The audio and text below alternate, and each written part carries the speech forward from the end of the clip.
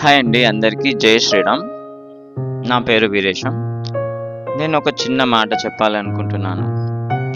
ఈ సృష్టిలో 2 రకాల మనుషులు ఉంటారండి.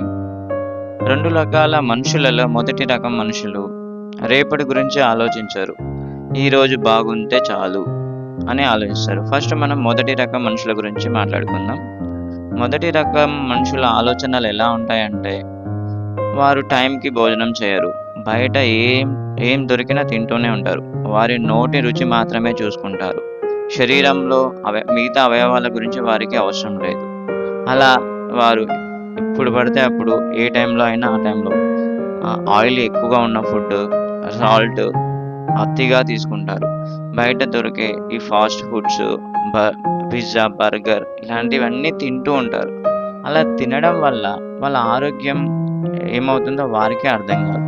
వారు అంటారు కదా, మన ఆయుష్ ఎంత ఉందో మనకు తెలియదు, మనకెందుకు ఇంత ఆలోచన ఆరోగ్యం పైన, రేపటి గురించి ఎందుకు, ఈరోజు మన కడుపు నిండితే చాలు, నోరు బాగుంటే చాలు అని అనుకుంటారు. అలా అనుకుని వారు ఇంకా అలా బ్రతుకుతూ ఉంటారు. సరే, ఇప్పుడు 2వ రకం మనుషుల గురించి మాట్లాడుకుందాం. ఈ 2వ రకం మనుషులు ఎలా ఉంటారంటే, వారు రేపటి గురించి ఆలోచిస్తారు. ఇప్పుడు ఆరోగ్యం బాగుంది కదా, చాలు, ఇప్పుడు ఈ ఆరోగ్యాన్ని రేపటి గురించి ఆలోచించి తగినంత ఆహారం తీసుకుంటారు. అతిగా ఉప్పు, నూనెలు ఇలా ఎక్కువగా తీసుకోరు. బయట ఫుడ్ ఎక్కువగా తినరు. ఎప్పుడో ఒకసారి తింటే తప్పలేదు, అలాగే కానీ ప్రతిరోజు తీసుకోరు. వారు రేపటి గురించి ఆలోచిస్తారు. మనం రేపటి గురించి ఆలోచించకుండా ఉంటే ఏమవుతుందంటే, ఇప్పుడు మన పెళ్ళిళ్ళు అయ్యేదే లేటు. మనకు మ్యాక్సిమం సెటిల్ అవ్వాలని చెప్పేసి 28-30 ఇయర్స్ లోపు మనం పెళ్ళి చేసుకుంటాం. మన పిల్లలు ఇప్పుడు first class, second class, UKG, LKG ఉంటారు. వారు ఒక 25 ఇయర్స్ వచ్చే వరకు మన హాలత్ ఎలా ఉంటుందో గుర్తుపెట్టుకోండి. సో మనం ఏం చేయాలి అంటే, మన చేతిలో ఉన్న ఆరోగ్యాన్ని మనం కాపాడుకోవాలి. రేపటి గురించి ఆలోచించి ఇప్పుడు తగినంత ఆహారం తీసుకోవాలి, టైంకి నిద్రపోవాలి.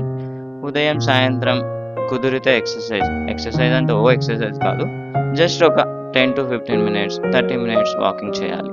అలా మనం కేర్ తీసుకుంటే రేపొద్దున మన పిల్లలకి మనం ఇచ్చే పెద్ద గిఫ్ట్.